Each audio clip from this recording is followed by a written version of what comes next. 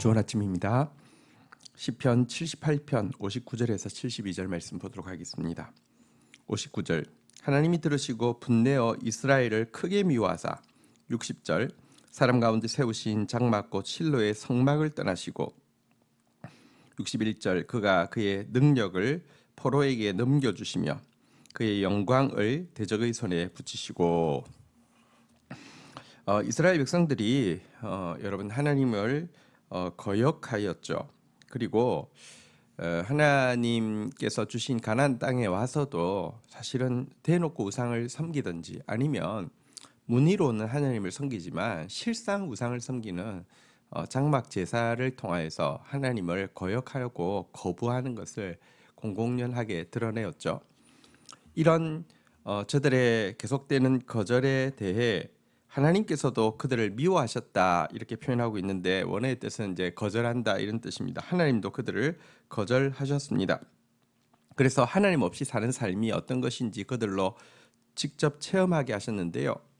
하나님이 그들을 거절하신 가장 중요한 표현은 이 실로에서 있는 성막을 하나님께서 떠나시고 그리고 성막에 있는 가장 영광스러운 언약궤를 대적들의 손에 넘기시는 것으로 나타났습니다. 그의 능력, 그의 영광을 포로처럼 대적들의 손에 넘기셨다고 했는데 여기 그의 능력, 그의 영광은 바로 언약궤 하나님의 말씀을 이야기합니다. 말씀이 하나님의 영광이고요. 이 말씀이 떠나가는 것은 여러분 영광이 떠나가는 것일 뿐 아니라 말씀이 떠나가는 것은 하나님께서 끊임없이 우리에게 말씀을 하심에도 불구하고 거절하면요 하나님도 그들을 거절하시고 이제 더 이상 하나님 말씀하지 않습니다. 말씀이 떠나가게 됩니다. 이게 또 최고의 재앙임을 우리가 알아야 합니다. 이처럼 언약궤를 빼앗기고 나자 어떤 일이 일어나게 됩니까? 62절 그가 그의 소유 때문에 분내사 그의 백성을 칼에 넘기셨으니 63절 그들의 청년은 불에 살라지고 그들의 처녀들은 혼인 노래를 들을 수 없었으며 64절 그들의 제사장들은 칼에 엎드러지고 그들의 과부들은 애곡하지 못하였도다. 여러분 이 언약궤를 빼앗기고 블레셋에 의해서 빼앗겼잖아요. 그리고 나서 이스라엘에게 돌아온 것은 이제 전쟁의 참화밖에 없었습니다. 청년도 제사장도 죽임에 넘어가게 되고요. 처녀들은 이제 더 이상 혼인의 축가 소리가 사라지게 되었고요. 과부들은 남편의 죽음에 대해서 애도할 여유조차 주어지지 않는 그런 비참한 현실이 그들에게 주어지게 되었다 이렇게 이야기하고 있습니다. 하나님의 임재의 표시가 말씀이 임하고 있는 것입니다. 하나님이 당신의 영광을 이제 박탈하신다는 것은 우리에게서 박탈하신다는 것은 말씀이 떠나가는 데 있습니다. 또 말씀이 떠나가면 여러분 여기에 나온 모든 이 재앙들 전쟁과 또 그로 말미암은 죽음과 또 애통과 이런 것들이 따라오는 것을 알아야 합니다. 어쨌든 여러분들 하나님이 우리에게 말씀하시고 싶을 수 있도록 또 하나님이 말씀하실 때 아직 하나님의 말씀이 들리고 있을 때 하나님의 말씀을 소중히 여기는 저희들이 되어야겠습니다. 자 65절입니다. 그때에 주께서 잠에서 깨어난 것처럼 포도주를 마시고 고함치는 용사처럼 일어나사 66절 그의 대적들을 물리쳐서 영원히 그들을 욕되게 하셨도다. 여러분 근데 그렇게 언약궤를 블레셋에 빼앗겼지만 하나님께서요 다시 잠에서 깬 것처럼 고함치는 용사처럼 일어나서 대적들을 쳐서 물리치셨다 이렇게 이야기를 하고 있습니다. 사실 하나님께서 이스라엘을 거절하신 것은 그들로 하여금 하나님 없이 말씀 없이 사는 것이 얼마나 비참한 것임을 깨닫고 돌아오게 하기 위한 사랑의 마음 때문이었죠. 그리고 그들이 정말 이 말씀이 사라지자 그들이 정말 피곤할 정도로 이 갈망하는 마음이 생기게 되었습니다. 부족하지만 문제가 많지만 진짜 하나님 택한 백성은 말씀 없이는 못 살거든요. 이것 보고 하나님께서 떨쳐 일어나서 구원의 역사를 일으키시는데요. 이 구원의 역사, 블레셋에 짓눌려 있던 이스라엘을 구원한 이 구원의 역사, 사무엘로부터 시작해 가지고요. 다윗에 의해서 이제 정말 본격적으로 꽃이 피고 열매를 맺게 되지 않습니까? 다윗을 통하여서 하나님께서 이스라엘 구원한 역사를 지금 이야기하고 있는데요. 67절에 조금 더 구체적으로 나옵니다. 또 요셉의 장막을 버리시며 에브라임 지파를 택하지 아니하시고 68절 오직 유다 지파와 그의 사랑하시는 시온산을 택하시며 69절 그의 성소를 산의 높음같이 영원히 두신 땅같이 지으셨도다. 하나님께서 이런 이스라엘을 구원하시기 위해서 사용한 지파가 유다 지파다. 에브라임이 아니라 유다 지파다. 이렇게 이야기하고 있습니다. 사실 이스라엘 12지파 중에서 여러분 가장 힘 있는 지파는 에브라임 지파였죠. 사실 에브라임은 이 12아들이 아니라 사실은 야곱에게는 손자에 해당하는데도 그 높여서 아들의 등급으로 했고요. 또 에브라임과 므낫세 중에서 에브라임이 동생임에도 불구하고 에브라임을 먼저 장자권을 주면서 사실 물질적인 그 이 축복과 물질적인 장자권과 이 장자의 명분을 사실은 에브라임이 가졌지 않습니까? 갑절의 축복을 또 에브라임이 받았지 않습니까? 하지만 이 에브라임은 사실은 무기를 다 갖추었지만 전쟁의 날에 물러갔다고 이 시의 초반부에서 이야기했는데요. 사실 하나님께서 모든 것을 주셨지만 정말 영적 전쟁해야 될 때는 딱 자기만 생각하고 싸우지 않는 지파였던 데 비해서 하나님께서 이스라엘 구원하는 데 사용한 지파는 유다 지파였으며 유다 지파에서도 특별히 여러분 이 베들레헴에서 양치는 이 가문의 이새의 아들 그리고 또 이새의 아들 중에서도 아버지도 알지 못할 정도로 이렇게 정말 진짜 목동처럼 양치는 그를 하나님께서 이제 이스라엘을 구원하는 도구로 사용하신 것을 지금 이야기하고 있습니다. 여기서 하나님은 큰 자를 통해서 일하시는 것이 아니라 작은 자를 통해서 일하신다는 사실도 보여주고 있고요. 또 한 가지 다윗을 그렇게 사랑하신 이유는 다윗을 그렇게 사용하시는 이유는 그가 정말 하나님을 사랑하는 사람이었기 때문입니다.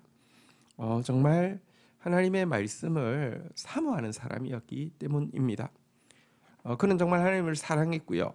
또 그는 특별히 이 하나님의 말씀을 정말 사랑했죠. 언약궤가 하나님의 특별한 능력으로 블레셋에서 이스라엘까지 돌아오는 것은 직접 하나님의 권능에 의해서 돌아왔지만 다윗이 왕이 되어서 있을 때까지 왕이 될 때까지 언약궤는 사울 시대 40년 동안의 통치 기간에 방치가 돼 가지고 어디 있는지도 모를 정도로 방치가 되었습니다. 말씀에 아무런 관심이 없었죠. 그러나 다윗은 그 언약궤를 찾을 때까지는 내 눈으로 잠들지 않게 하겠다라고 하면서 얼마나 찾았는지 모르지요. 말씀을 사랑하고 하나님을 사랑하는 다윗을 통하여서 또 가장 작은 자 다윗을 통하여서 하나님이 이 구원을 이루신 것을 잘 보여주고 있고요. 그리고 이 유다 지파의 이 기업에 속해 있던 바로 이 시온산을 이제 실로가 아니라 이 시온산을 하나님의 이제 그 성소로 삼으실 계획이 있었음을 보여주고 있습니다. 자, 70절입니다. 또 그의 종 다윗을 택하시되 양의 우리에서 취하시며 71절 젖 양 지키는 중에서 그들을 이끌어내사 그의 백성인 야곱 그의 소유인 이스라엘을 기르게 하셨더니 여기도 나와 있는 대로 다윗을 이제 양의 우리에서 전량 지키는 자 중에서 택하였다. 가장 작은 자 들판에서 양을 지키고 그러면서도 하나님을 찬양하고 하던 바로 그 다윗을 통하여서 이 일을 이루셨다. 이렇게 이야기하고 있는데요. 이것은 계속 하나님께서 유다 지파에서 다스린 자가 나와서 이 민족을 구원할 것이라고 하신 그 오래된 예언을 이루시는 것이기도 하고요. 또 한 가지는 구체적으로는 이 유다 지파에서 나와서 다스리는 다윗은 사실은 다윗 자체가 아니라 예수 그리스도의 예표가 되기 때문에 그렇습니다. 예수 그리스도를 통하여서 온전한 구원을 이루실 것에 대해서 예표가 되기 때문에 그렇습니다. 가장 겸손하신 예수 그리스도, 그리고 가장 하나님을 사랑하시고 말씀을 사랑하신 예수 그리스도를 통하여서 이 구원의 역사를 이루신다는 것입니다. 마지막으로 다윗의 통치에 대해서 이렇게 기록하고 있습니다. 72절 이에 그가 그들을 자기 마음의 완전함으로 기르고 그의 손의 능숙함으로 그들을 지도하였도다.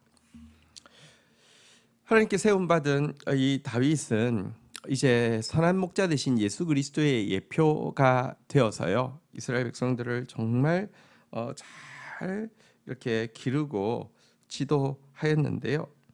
그의 이 백성들을 통치한 것에 대해서 마음의 완전함과 손의 능숙함이다라고 이렇게 묘사하고 있습니다. 일단 마음이 온전한 마음으로 양들을 사랑했고요. 마음은 있는데 손의 능숙함, 스킬풀한 것, 그러니까 정말 지혜가 없어서 제대로 또 마음만 잔뜩 있고 지혜가 없는 게 아니라 마음에는 정말 완전한 사랑이 있었고요. 손에는 완전한 지혜와 능력이 있어서 그들을 바른 길로 이끌었다. 이렇게 이야기를 하고 있는데요. 바로 이분이 예수 그리스도이십니다. 그리고 이분의 다스림 안에 있는 양이 또한 우리입니다. 그래서 이 시편 78편에 이 참 이스라엘 역사를 쭉 훑으면서 나온 이 정말 부끄럽고 참담한 모습도 우리의 모습이지만, 그럼에도 불구하고 우리에게 예수 그리스도를 보내주셔서 지금도 우리를 그 마음의 완전함으로 기르시고 손의 능숙함으로 기르신다는, 지도하신다는 이것도 우리를 향한 주님의 약속입니다. 그럴진데 우리가 이 시대를 살아가면서 또 한 사람의 다윗처럼 정말 겸손한 사람으로서, 또 정말 말씀을 사랑하는 사람으로서, 말씀이 임하고 있는 것이 최고의 능력과 영광인 줄 아는 사람으로서 살아가는 것이 우리가 이 땅을 살아가고 또 78편의 교훈을 제대로 받은 것에 증거가 되어질 것입니다. 주신 말씀 붙잡고 기도하며 나가도록 하겠습니다. 주님 감사합니다. 우리가 하나님의 말씀을 거절하고 멸시할 때 하나님께서 그 말씀을 거두어 가신 것을 보게 됩니다. 그리고 그것이 얼마나 큰 재앙인지 깨닫게 됩니다. 주님, 말씀이 아직도 임하고 있다는 것에 무한히 감격하게 하여 주시고, 말씀이 거듭거듭 임할 수 있는 사람 되어질 수 있도록 말씀을 최고의 능력이며 말씀을 최고의 영광으로 알고 말씀을 구하는 저희들 되어질 수 있도록 인도하여 주옵소서. 하나님, 정말 물이 없어서 또 양식이 없어서 기다리고 기근이 아니라 하나님의 말씀이 없음을 이 시대에 고백합니다. 정말 말씀을 가난하게 사모하다가 이미 그 마음의 완전함으로 손의 능숙함으로 저희들을 기르고 지도하고 계신 예수 그리스도의 통치 아래 더 들어가는 자 되어질 수 있도록 은총을 베풀어 주시옵소서. 또한 저희들도 또 작은 다윗으로서 주님, 그런 마음으로 하나님의 교회를 섬기고 이 땅에서 다스리고 정복하는 자로서 세워져 갈 수 있도록 은총을 베풀어 주시기를 간절히 간구하고 소원합니다. 예수 그리스도의 이름으로 기도 올립니다. 아멘.